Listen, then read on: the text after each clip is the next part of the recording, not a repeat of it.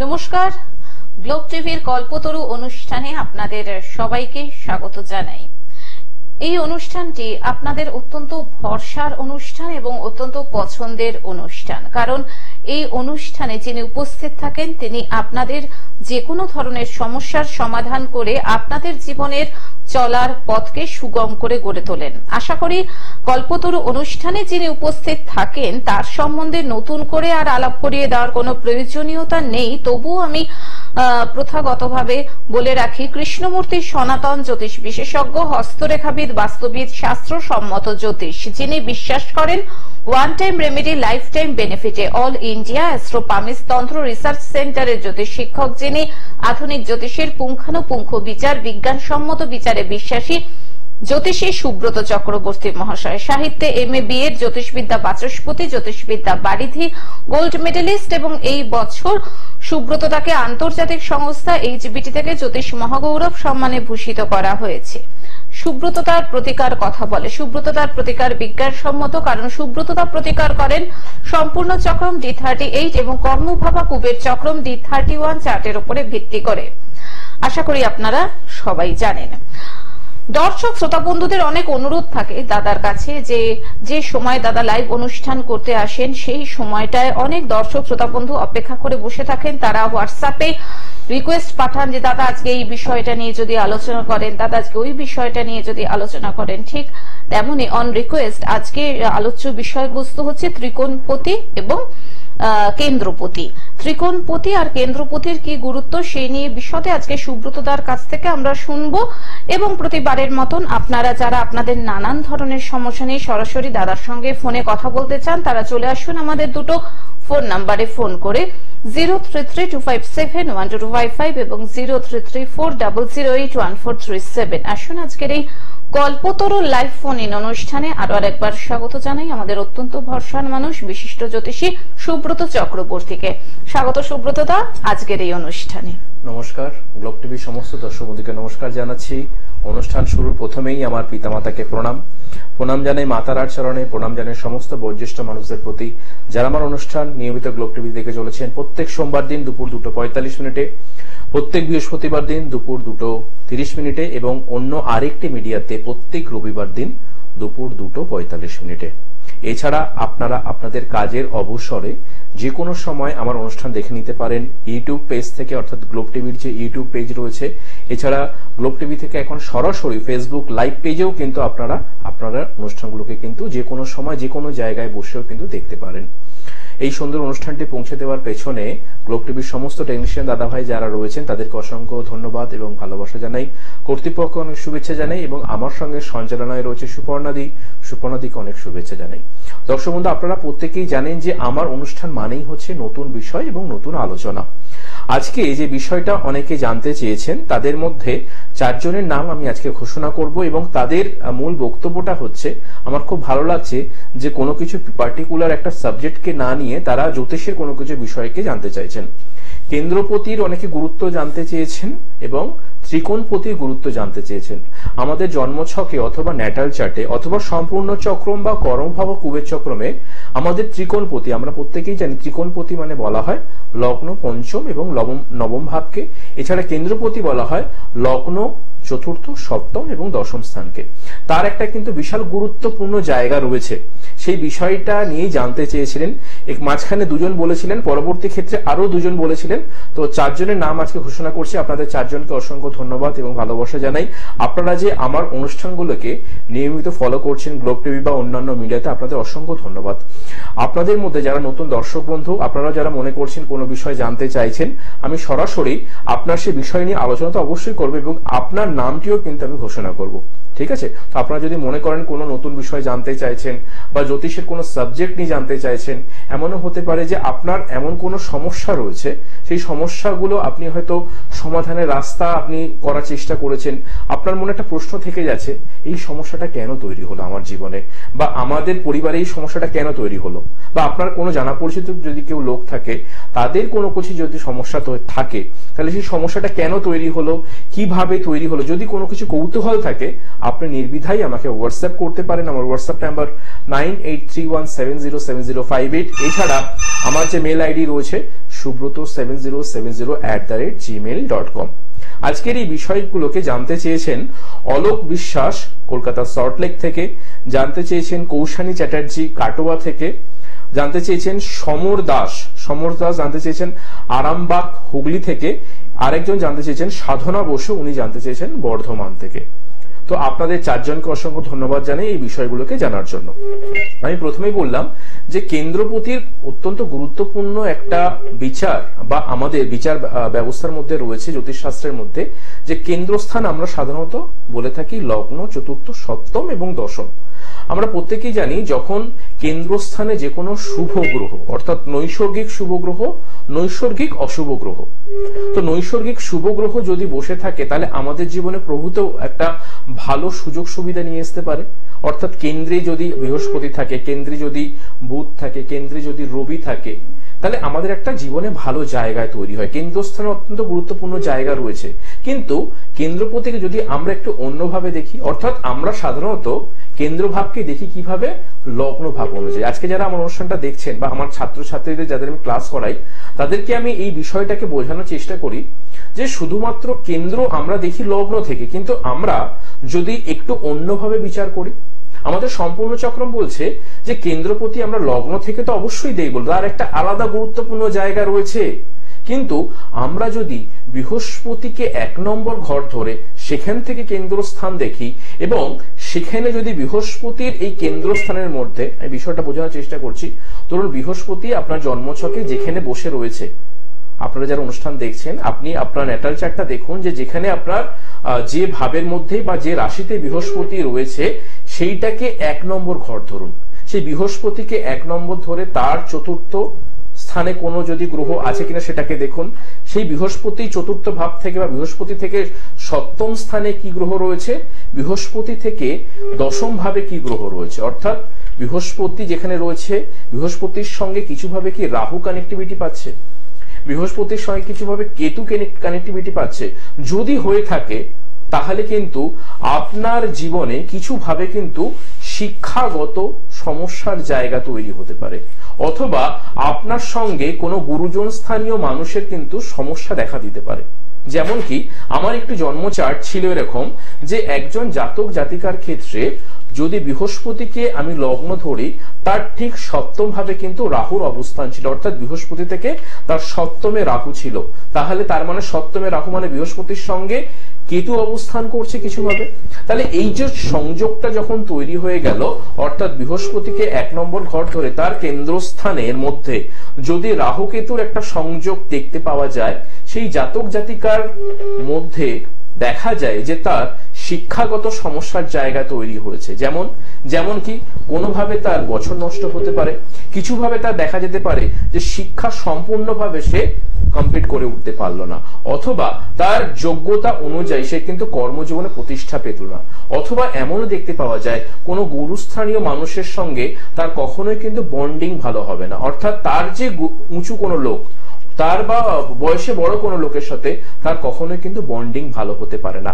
এমনও দেখতে পাওয়া গেছে যে কেন্দ্রস্থানে, অর্থাৎ বৃহস্পতিকে যদি কেন্দ্র হিসাবে ধরি, তার কেন্দ্রস্থানের মধ্যে যদি রাহু কেতু একটা সংযোগ কমপ্লিট দেখতে পাওয়া যায়, সেই জাতক জাতিকার মধ্যে কিন্তু মানে যেটাকে এক কথায় বলা হয় যে শিক্ষা জীবন পরিপূর্ণতা পায় না এবং শিক্ষার অভাব তার মধ্যে থাকে, অর্থাৎ তার কথাবার্তা কিন্তু রুচি সম্পন্ন কখনোই হয় না, তার ব্যবহার আচরণ কিন্তু কখনোই ভালো হয়ে থাকে না।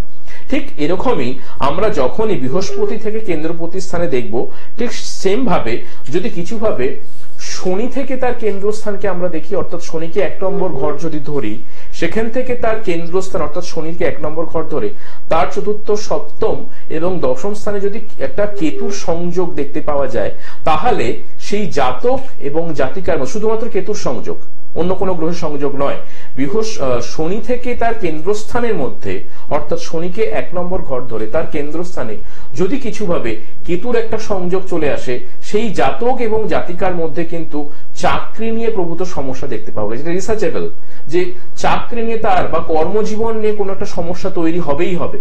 এটা আপনি মিলিয়ে দেখবেন যে আপনার শনিকে যদি 1 নম্বর ঘর ধরা হয়ে থাকে, সেখান থেকে তার কেন্দ্রস্থানের মধ্যে যদি কেতুর একটা সংযোগ হয়ে থাকে, আপনি কর্ম নিয়ে সমস্যায় পড়বেন।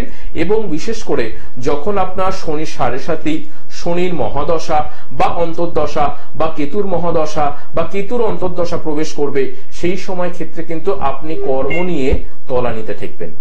তাহলে এই সংযোগটা অত্যন্ত গুরুত্বপূর্ণ। আমি আরো কার কেন্দ্রপতি থেকে কোন গ্রহের সংযোগ থাকলে শুভ বিষয়ে আলোচনায় আসবো। ফোনে কোনো বন্ধু এসেছে। নমস্কার, কল্পতরু অনুষ্ঠানে আপনাকে স্বাগত জানাই। ফোনে কে রয়েছেন? হ্যাঁ, একটু জোরে বলবেন। হ্যাঁ, আপনি কোথা থেকে বলছেন? কার সম্পর্কে জানবেন? নাম বলুন আপনার। আচ্ছা, জন্ম তারিখ? 24/10/2000। জন্ম সময়? বিকেল 5টা। জন্মস্থান? হাবড়া। বেশ, হাবড়া হসপিটাল। আচ্ছা, তোমার জন্মবারটা কি পড়লো? মঙ্গলবার ছিল? মঙ্গলবার ছিল। আমার অনুষ্ঠান দেখা হয়? ওকে, ঠিক আছে, তোমাকে অনুষ্ঠানে স্বাগত জানাই। তোমার লগ্ন হচ্ছে মেষ লগ্ন, তোমার রাশি হচ্ছে কন্যা রাশি, তোমার নক্ষত্র হচ্ছে উত্তর ফাল্গুনী নক্ষত্র, চরণ হচ্ছে দ্বিতীয় চরণ, তোমার তিথি হচ্ছে ত্রয়োদশী কৃষ্ণপক্ষ তিথি, তোমার গণ হচ্ছে নরগণ। ঠিক আছে, সূর্য সিদ্ধান্ত যোগ হচ্ছে ইন্দ্র যোগে জন্ম। প্রথমে যেটা বলা, দেখো যে তোমার ডাইরেক্ট আমি একটু সম্পূর্ণ চক্রমটা দেখে নিই। সম্পূর্ণ চক্রমে একাদশ ভাব, পঞ্চম ভাব যথেষ্ট দুর্বল। এবার লগ্ন কুণ্ডলী মতে যদি আমি দেখি, লগ্ন কুণ্ডলী মতে তোমার বুধ হচ্ছে রেট্রোগেট রয়েছে, শনি রেট্রোগেট রয়েছে। ঠিক আছে, এছাড়া বৃহস্পতিও কিন্তু রেট্রোগেট অবস্থাতে রয়েছে। জন্মছকে দেখতে পাচ্ছি বৃহস্পতি শনি একত্রীকরণ এবং সেই সঙ্গে রবিটা তোমার নিচস্থ, রবি বুধ একত্রীকরণ। তোমার যেটা হতে পারে পল্লব, তোমার এই সময় ক্ষেত্রে হায়ার এডুকেশন নিশ্চয়ই কমপ্লিট হয়ে গেছে, কিন্তু কর্মজীবন নিয়ে তোমার একটা কিন্তু সমস্যা দেখা দেবে। অর্থাৎ কর্মের স্থায়িত্বের অভাব, কর্মের জন্য ভালো কিছু চেষ্টা করবে, সেই জায়গায় কিন্তু যথেষ্ট সমস্যা আসবে। তোমার কি কর্ম নিয়ে কি প্রশ্ন? হ্যাঁ স্যার, আমি জবের প্রিপারেশন নিচ্ছি কিন্তু ঠিকমতো হয়ে উঠছে না স্যার। হ্যাঁ স্যার, আমি ক্যারিয়ার নিয়ে জানতে চাই। ক্যারিয়ার নিয়ে জানতে চাইছো? তাহলে এই যে প্রবলেমটা নিয়ে আমি বললাম, সেই ধরনের সমস্যায় কি তুমি ভুগছো? হ্যাঁ স্যার, হ্যাঁ স্যার, একদম। তো দেখো, এই বিষয়টা তোমাকে আমি প্রথমে কেন বললাম যে তোমার কর্ম নিয়ে কেন সমস্যা হচ্ছে। দেখো, তোমার জন্মছকে আমি যে বিষয়গুলো বললাম, বৃহস্পতি শনি একত্রীকরণ, একাদশপতির সঙ্গে পঞ্চমপতি যথেষ্ট অশুভ অবস্থাতে রয়েছে। এই পঞ্চমপতি একাদশপতির সঙ্গে তুমি যদি একটা মেলবন্ধন করো, তাহলে দেখা যাবে সেখানে কিন্তু কিছুভাবে একটা ষষ্ঠের সংযোগ আসছে বা অষ্টমের একটা সংযোগও পাওয়া যাচ্ছে। কিন্তু এটুকু তোমাকে বলতে পারে, যেহেতু লগ্ন বা তৃতীয়ের একটা সংযোগ আছে, তার মানে তোমার কর্মজ যোগ যে নেই তা নয়, কর্মযোগ কিন্তু অবশ্যই হবে, কোনো প্রাইভেট সেক্টরে কিন্তু হতে পারে। কিন্তু তুমি যেহেতু গভর্নমেন্টাল সার্ভিসের জন্য বসে রয়েছো, তাহলে সেক্ষেত্রে কিন্তু গভর্নমেন্টের জায়গায় কিন্তু একটু সমস্যা আসবে। কিন্তু তোমার ক্ষেত্রে একটা মাথায় রাখতে হবে, এই 2024 বা 2025, এই 2025টাও কিন্তু তোমার দশা অন্তর্দশা অনুযায়ী কর্মজীবনে কিন্তু প্রভূত বাধা আসবে। অর্থাৎ আমি তোমাকে এখান থেকে তোমার দশা অনুযায়ী যেটা বলতে পারছি, যে এই বছরটা যেরকম তুমি চেষ্টা করেছো, 2025টাও তুমি চেষ্টা করবে, কিন্তু কোথাও একটা সফলতায় কিন্তু প্রভূত বাধা আসবে।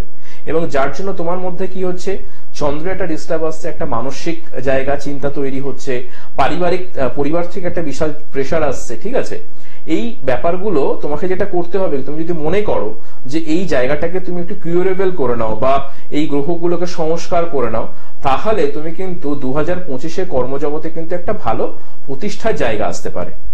বুঝতে পারলাম?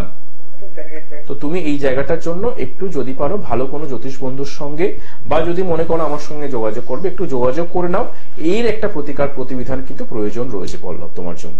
ঠিক আছে, ফোন করার জন্য ধন্যবাদ। যারা মনে করছেন সুব্রত তাকে দেখাবেন, দেখুন স্ক্রলে ফোন নাম্বার যাচ্ছে, অর্থাৎ চেম্বারের বুকিং নাম্বার 9874207060 এবং 9831707058। বিভিন্ন জায়গায় দাদার চেম্বার রয়েছে। সোমবার শ্যামবাজার, ফরিয়াপুকুর, মঙ্গল ও রবিবার গড়িয়া, বুধবার দুর্গাপুর, বর্ধমান, বৃহস্পতিবার ব্যারাকপুর 15 নম্বর রেলিগেট আমরা ক্লাবের দোতলায় বিকেল 4টে থেকে 6টা এবং বৃহস্পতিবারই 6টা থেকে 8টা নৈহাটি ঋষি বঙ্কিমচন্দ্র কলেজের পাশে অঞ্জলি জ্যোতিষ বিভাগে, শুক্রবার পশ্চিম মেদিনীপুর টাউন, শনিবার হাওড়া বালিবাজার। এছাড়া প্রতি মাসের 8 থেকে 14 তারিখ আপনারা দাদাকে পেয়ে যাচ্ছেন শিলিগুড়ি হিলকাট রোডে সেবক মোড়ে রত্ন ভান্ডার জুয়েলার্স এবং প্রতি মাসেরই 15 থেকে 18 তারিখ শিলিগুড়ি সিটি সেন্টারে রত্ন ভান্ডার জুয়েলার্সে। এছাড়াও পূর্ব মেদিনীপুর এগড়া এবং পশ্চিম মেদিনীপুরের দেবরাতেও আপনারা দাদাকে পাচ্ছেন। হ্যাঁ দাদা, একজন বন্ধু চলে এসেছেন, ফোনটা নিয়ে নেবো নাকি আলোচনাটা একটু এগিয়ে নেব? একটু কন্টিনিউ করি, আপনি একটু সঙ্গে থাকুন। আপনি একটু হোল্ডে থাকুন ফোনে যিনি আছেন। দেখুন, আমি বললাম যে বৃহস্পতি শনি কেন্দ্র স্থান থেকে, অর্থাৎ ওখান থেকে 1 নম্বর ঘর ধরে ওর অবস্থানগত কারণটা।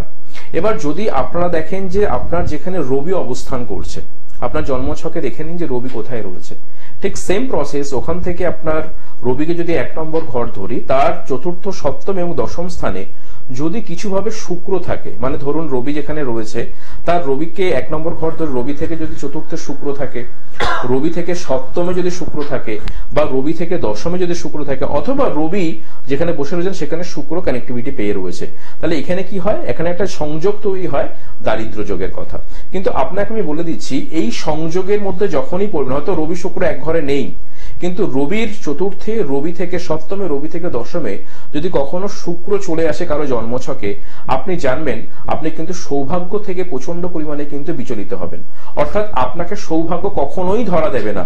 আপনি যে কোনো কাজ করুন না কেন, সেই কাজের মধ্যে কিন্তু বাধা বিপত্তি চলে আসবেন। এমনও দেখা গেছে যে একজন আমার কাছে ক্লায়েন্ট এসেছিলেন, তিনি বলছেন উনি বাড়ি করার জন্য সমস্ত কিছু রেডি করে ফেলেছেন, ওনার কাছে হাতে অর্থ নেই যে তা নয়, কিন্তু পারিবারিক ঝুট ঝামেলার জন্য উনি কিন্তু বাড়ি করতে পারছেন না। আমি ওনাকে বলেছিলাম যে এই সংযোগটা থাকার জন্য, অর্থাৎ কেন্দ্রের এই সংযোগটা থাকার জন্য, তার ঠিক রবি যেখানে অবস্থান ছিল তার দশম ভাবে কিন্তু শুক্রের একটা সংযোগ ছিল, এবং শুক্র যে নক্ষত্র পেয়েছিল সেটাও যথেষ্ট পরিমাণে অশুভ। তিনি কিন্তু বাড়ি কমপ্লিট করে উঠতে পারেননি। পরবর্তী ক্ষেত্রে আমাকে রেমেডিয়াল গাইডলাইন করে দেওয়ার পর পরবর্তী ক্ষেত্রে তিনি কিন্তু সেই জায়গাটাকে বহু বছর পর কমপ্লিট করার চেষ্টা করেছেন। তার মানে কি, আপনার এই যে সংযোগগুলো, বা অনেক সময় দেখতে পাওয়া যায় যে রবি থেকে কেন্দ্রস্থানে যদি শুক্রের একটা সংযোগ চলে আসে, তার কর্ম নিয়ে সমস্যা হতে পারে, ভাগ্য বিড়ম্বনা হতে পারে, আইনি জটিলতায় আপনি জড়িয়ে পড়তে পারেন। ইভেন্ট এই বিষয়টাও দেখা গেছে যাদের ক্ষেত্রে এই সংযোগ থাকে তাদের কিন্তু বিবাহ বিচ্ছেদ পর্যন্ত হয়ে থাকে, অর্থাৎ তার দাম্পত্য জীবনে কিন্তু সমস্যা আছে। আর একটা কেন্দ্রস্থান বলে দিচ্ছি, যদি কখনো বুধ থেকে, অর্থাৎ আপনার যেখানে বুধ অবস্থান করছে, এই বুধ থেকে যদি আপনার কেন্দ্রস্থানে, অর্থাৎ বুধকে 1 নম্বর ঘর ধরে সেম প্রসেস চতুর্থ, সপ্তম, দশমে যদি কিছুভাবে মঙ্গলের একটা সংযোগ চলে আসে, তাহলে দেখবেন সে প্রচন্ড বাকচারিতায় কিন্তু চতুর হয়ে থাকে। অর্থাৎ সে কথাবার্তার দ্বারা আপনাকে কিন্তু মোহিত করে দেবে, এবং সেই জাতক জাতিকার মধ্যে একটা মিথ্যে কথা বলার প্রবণতা প্রচুর পরিমাণে থাকবে। আপনি দেখবেন আপনার আশেপাশে আপনি অনেক বহু মানুষের সঙ্গে মেশেন, সে দেখবেন আপনার সঙ্গে কথা বলছে কিন্তু তার কথার মধ্যে বেশিরভাগ কথাটা কিন্তু সে মিথ্যে কথা বলেন, তার স্বভাবটাই এরকম হয়। কিন্তু এই যে স্বভাবটা কেন তৈরি হলো, তার কেন্দ্রস্থান, অর্থাৎ বুধকে যদি কেন্দ্র হিসাবে ধরি বা লগ্ন হিসাবে ধরি, সেখান থেকে তার চতুর্থ, সপ্তম, দশমে যদি মঙ্গলের সংযোগ থাকে, সে মিথ্যা কথা বলবেই বলবে, এবং ছল চাতুরির দ্বারা সে কিন্তু কর্মজীবনে অর্থ ইনকাম করবে, ফাটকা ইনকাম করতে পারে। আমি আরো আসবো, ফোনে কোনো বন্ধু রয়েছেন, তারপর আমি আসছি। নমস্কার, আপনাকে স্বাগত। ফোনে কে রয়েছেন? হ্যাঁ, সল্টলেক থেকে কে বলছেন বলুন।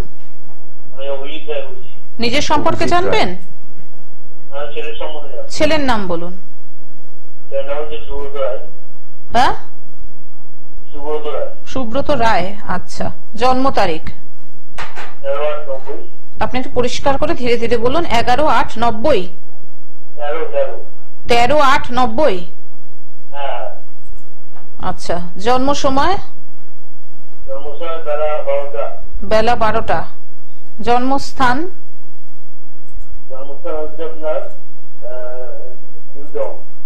মানে কলকাতা। আচ্ছা, নিউ টাউন বলছেন তো? New town Kolkata. আচ্ছা, সোমবার ছিল কি জন্মবারটা? আচ্ছা, সোমবার ছিল। লগ্ন হচ্ছে তুলা লগ্ন, রাশি হচ্ছে মেষ রাশি। জানতেন? জানতেন না। আচ্ছা, ছেলের কর্ম বিবাহ নিয়ে জানতে চাইছেন? আচ্ছা, ছেলের কাজের জায়গায় কিন্তু ডিস্টার্ব রয়েছে ভালোই। ছেলে এমনি কর্মজগৎ, আমি বলে দিচ্ছি, ছেলে কাজ করছে কিন্তু কর্মজগতেও ডিস্টার্ব রয়েছে এবং ওর হ্যাঁ হ্যাঁ হ্যালো, কি বলছেন একটু বলুন।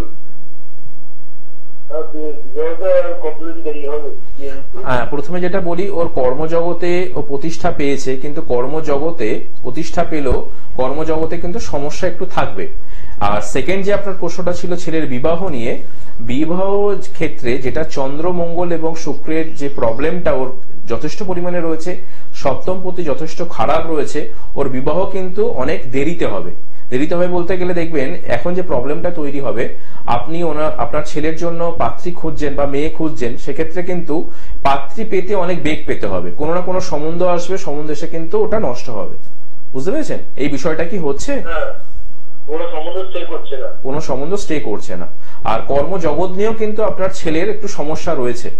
এই দুটো জায়গাটাকে ভালো করে দেখতে হবে। আমি প্রথমে যেটা বলে দিই যে ওর বিবাহ জীবনের ক্ষেত্রে যেটা সব থেকে বড় প্রবলেম, ওর চন্দ্র রাহু যুক্ত হয়ে রয়েছে এবং মঙ্গল কেতু যুক্ত, সম্পূর্ণ চক্রমে সপ্তম পতির সঙ্গে একটা ষষ্ঠের কানেক্টিভিটি রয়েছে, যেটা হওয়ার জন্য কি হচ্ছে, ওর বিবাহ প্রচন্ড পরিমাণে বিলম্ব এবং হওয়া কাজে প্রচন্ড বাধা। আপনি সম্বন্ধ দেখবেন সেটা কিন্তু বাধা বিপত্তির মধ্যে দিয়ে যাবে। আর ছেলের বিবাহ 2025-এর অক্টোবরের পর থেকে কিন্তু শুরু হচ্ছে। আপনি তার আগে থেকে দেখাশোনা করছেন, অবশ্যই করুন, কিন্তু মেন ব্যাপারটা হচ্ছে অক্টোবরের আগে কিন্তু বিয়ে দিতে পারবেন না। আর অবশ্যই কিন্তু এর বিয়ের জায়গাটাকে বাধা রয়েছে, এই জায়গাটাকে কাটিয়ে আপনি বিবাহ দেবেন। ঠিক আছে? হ্যাঁ, ফোন করার জন্য ধন্যবাদ।